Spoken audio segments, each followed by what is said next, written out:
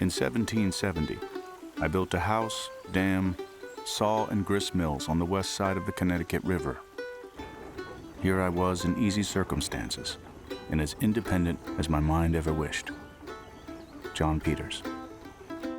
Before the war, Yale-educated John Peters had been the most respected man in the small settlement of Moortown in Vermont, where he lived with his wife, Anne, and their children. In 1774, his neighbors had picked him to represent them in the First Continental Congress. But when Peters got to Philadelphia and sensed the other delegates meant to have a serious rebellion, he refused to take part and left for home.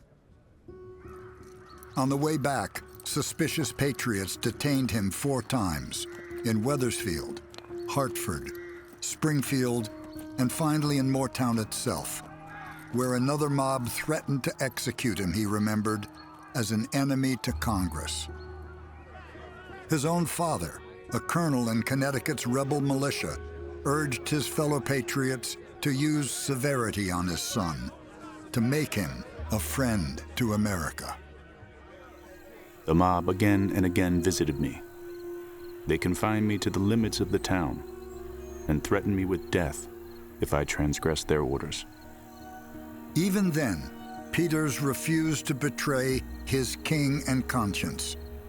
Instead, he put his head down and hoped to stay out of the fight. I little thought the troubles would be so great, or if they did, would last so long. I endeavored to be quiet, but it would not do. The madness of the people was daily growing.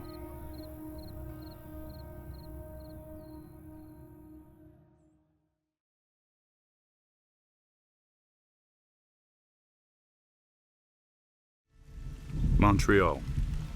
2 deserters from the rebel country informed me that my property had been seized and that my wife and the children had been turned out of my house and sent off through the woods, snowstorms, and bad roads. John Peters.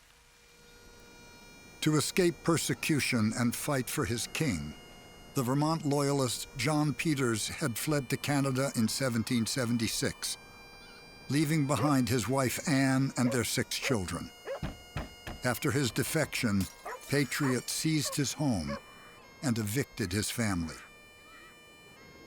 Carrying their infant son, Anne Peters managed to get everyone all the way to Lake Champlain, where they were spotted by a British boat and carried north to a rendezvous with John.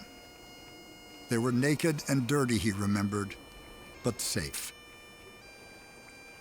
In the weeks that followed, John Peters began to recruit American loyalists for a new regiment, the Queen's Loyal Rangers. He would command it, and his now 15-year-old son, John Jr., would be among the first to sign up.